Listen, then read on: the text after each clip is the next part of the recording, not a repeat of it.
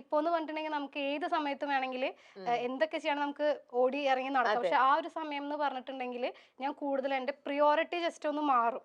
ആ സമയത്ത് എനിക്ക് ഇപ്പൊ ഈ ചെയ്യണ പോലെ എനിക്ക് അത്രയും ഇതിലോട്ട് ചെയ്യാൻ പറ്റില്ല. ഇതാണെങ്കിൽ എനിക്ക് ഒരു ഫോൺ വിളിച്ച് കാര്യങ്ങൾ കോർഡിനേറ്റ് ചെയ്താൽ പോലും ഞാൻ എപ്പോഴും ഇവിടെ അവൈലബിൾ ആവണം എന്നില്ല. എനിക്കിപ്പോ ഒരു ഫോൺ വിളിച്ച് കാര്യങ്ങൾ കോർഡിനേറ്റ് ചെയ്യാൻ പറ്റുന്ന ഒരു സാഹചര്യം വേണം കല്യാണത്തിന് മുന്നേ എനിക്കൊരു ആഗ്രഹം ഉണ്ടായിരുന്നു. വെൽ പ്ലാൻഡ് ആണല്ലോ. കാര്യങ്ങളെല്ലാം വളരെ സെറ്റ് ചെയ്ത് എല്ലാം സെറ്റ് ആക്കി വെച്ചിട്ടുണ്ട് ബുട്ടീക്കിന്റെ കാര്യത്തിൽ. ഇനി റോബിന്റെ കൂടെയുള്ള ലൈഫ് സമാധാനമായിട്ട് എൻജോയ് ചെയ്യാന്നുള്ള ഒരു ഇപ്പൊ എന്റെ എല്ലാം എന്ന് പറയുന്നത് ഇതാണ്. അപ്പൊ എനിക്ക് ഇതിലോട്ടേക്ക് ഞാൻ നെക്സ്റ്റ് ഇയറിൽ കടക്കുമ്പോ എനിക്ക് എന്റെ ഫുൾ എന്റെ അറ്റൻഷൻ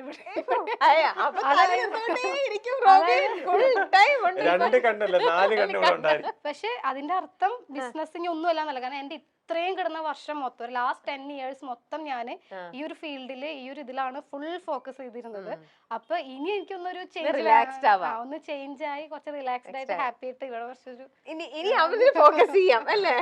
ഇപ്പോഴാണെങ്കിൽ അതും ഇതും കൂടെ ഒരുമിച്ച് തന്നെ കൊണ്ടുപോയത്. പക്ഷെ ഇനി കുറച്ചുകൂടി കൂടുതൽ ഇതായിരിക്കും. അതെ, റോബിൻ ശ്രദ്ധിച്ചോ, ഇത്ര നാളും ഉള്ളതിനെക്കാട്ടിലും മാരുതിയുടെ വേറൊരു ഫേസ് ഇനി കൂടെ കാണുന്നാണ് പറഞ്ഞു തന്നത്.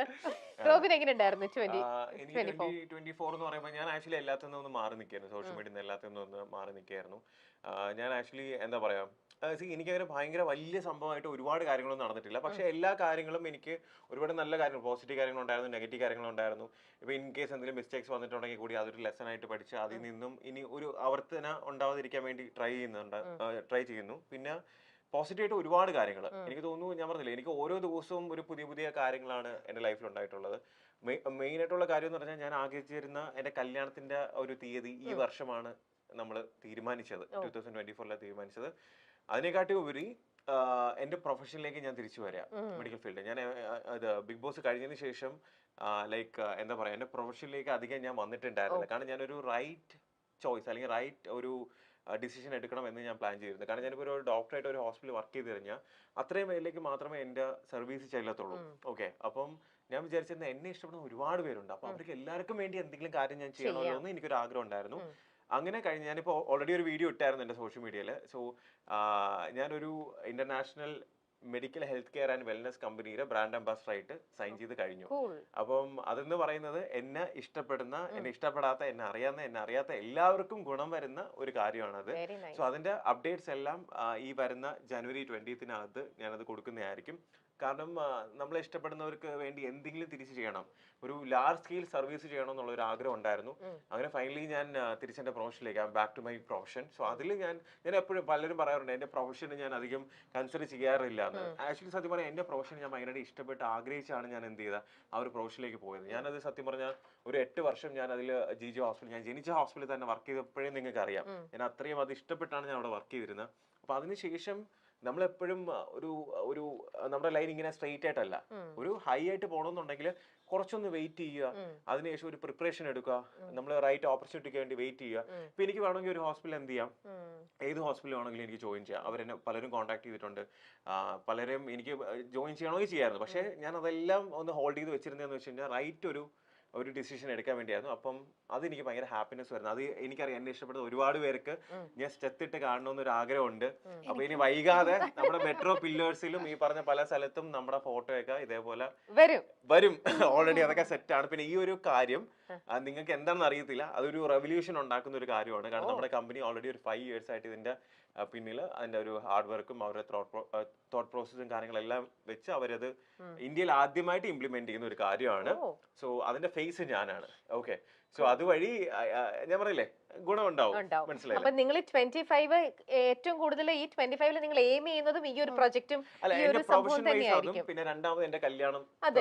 അതായത് ജാനുവരി പ്രൊഫഷൻ, ഫെബ്രുവരിയിൽ ലൈഫ്, പിന്നെ മാർച്ചിൽ ഇനി എന്തെന്നുള്ളതാണ് നോക്കേണ്ടത്. ഓരോ മന്ത് ഓരോന്ന് നോക്കി സെറ്റ് ചെയ്ത് നോക്കി കഴിഞ്ഞാല് അല്ലേ. എന്തായാലും ഇങ്ങനെ പ്ലാൻ ചെയ്ത പോലത്തെ ബ്യൂട്ടിഫുൾ ആയിട്ടുള്ള ഓരോ കാര്യങ്ങളും നിങ്ങൾ പ്ലാൻ ചെയ്തതിനെക്കാട്ടിലും സൂപ്പർ ആയിട്ട് നടക്കട്ടെ എന്ന് വിഷ് ചെയ്യുന്നു. പിന്നെ ഇത് കാണുന്ന എല്ലാവർക്കും നമ്മുടെ രണ്ടുപേരുടെ കല്യാണത്തിന് വേണ്ടി നിങ്ങൾ എല്ലാവരുടെയും പ്രാർത്ഥനയും സ്നേഹവും അനുഗ്രഹവും എപ്പോഴും ഉണ്ടാവണമെന്ന് ഞാൻ ആഗ്രഹിക്കുന്നു.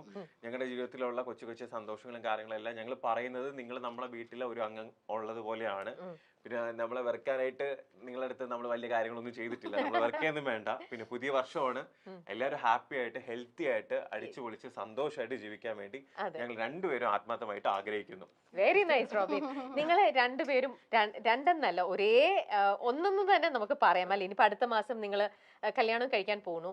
അപ്പോൾ ഈ ഒരു 24-ൽ നിങ്ങൾക്ക് രണ്ടുപേർക്കും കൂടെ ചേർന്ന് നിങ്ങളെ വിഷമിപ്പിച്ച അല്ലെങ്കിൽ നിങ്ങൾക്ക് കുറച്ച് അപ്സെറ്റ് ആക്കുന്ന എന്തെങ്കിലും ഒരു ഇൻസിഡന്റ് ഉണ്ടായിട്ടുണ്ടോ?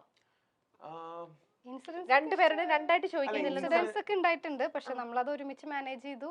അതെല്ലാം അല്ല, എനിക്കിപ്പോ അങ്ങനെ ഒരു ഇൻസിഡന്റ് ഉണ്ടായാൽ തന്നെ അത് ഇപ്പം ഞാൻ പറഞ്ഞില്ലേ, നമുക്ക് എന്ത് കാര്യം ഉണ്ടെങ്കിലും അത് നമ്മൾ അനലൈസ് ചെയ്ത് നമ്മളത് മനസ്സിലാക്കി മുന്നോട്ട് പോവാന്നുള്ളതിൽ തന്നെയാണ് ഇരിക്കുന്നത്. അതിൽ നമ്മൾ ഭയങ്കരമായിട്ട് അണ്ടർസ്റ്റാൻഡിങ്. അത് ഞാൻ പറയില്ലേ, നമ്മൾ ഏറ്റവും കൂടുതൽ അടുത്തത് ഈ വർഷമാണ്. നമ്മൾ ഏറ്റവും കൂടുതൽ ക്ലോസ് ആയിട്ട് നമ്മൾ പരസ്പരം കൂടുതൽ ഡെപ്ത് ആയിട്ട് നമ്മൾ മനസ്സിലാക്കിയത് ഈ വർഷമാണ്. സോ എന്താ പറയാ, അപ്പൊ നിങ്ങളുടെ അഭിപ്രായത്തിൽ നിങ്ങളുടെ ഒരു എക്സ്പീരിയൻസിൽ എപ്പോഴും ഒന്ന് കമ്മിറ്റഡ് ആയി കഴിഞ്ഞു കഴിഞ്ഞാൽ ഇതേപോലെ കുറച്ചൊരു ലെങ്തി ആയിട്ട് എടുത്തു കഴിഞ്ഞാൽ കുറച്ചും കൂടെ മ്യൂച്വലി അണ്ടർസ്റ്റാൻഡ് ചെയ്യാൻ പറ്റുമെന്ന് തന്നെയാണ് അല്ലെ? അല്ല, ഇതിന് മുന്നേ നമുക്ക് അറിയായിരുന്നു, അല്ലെങ്കിൽ നമുക്ക് ഏതെങ്കിലും ഒരു സാഹചര്യത്തിൽ നമുക്ക് ടൈം സ്പെൻഡ് ചെയ്യാനായിട്ട് ഒരു ഗ്യാപ്പ് കിട്ടിയിട്ടുണ്ടായിരുന്നു എന്നുണ്ടെങ്കിൽ അത്രയും പ്രശ്നമില്ല. നമ്മൾ വളരെ രണ്ട് സ്ട്രേഞ്ചേഴ്സ് തമ്മിലാണ് കണ്ടത്. നമ്മൾ ഫസ്റ്റ് ടൈം കണ്ടപ്പോ തന്നെ കല്യാണം എല്ലാവരും കൂടെ ഉറപ്പിച്ചു, നമ്മൾ തീരുമാനിക്കുന്നേക്കാൾ മുന്നേ.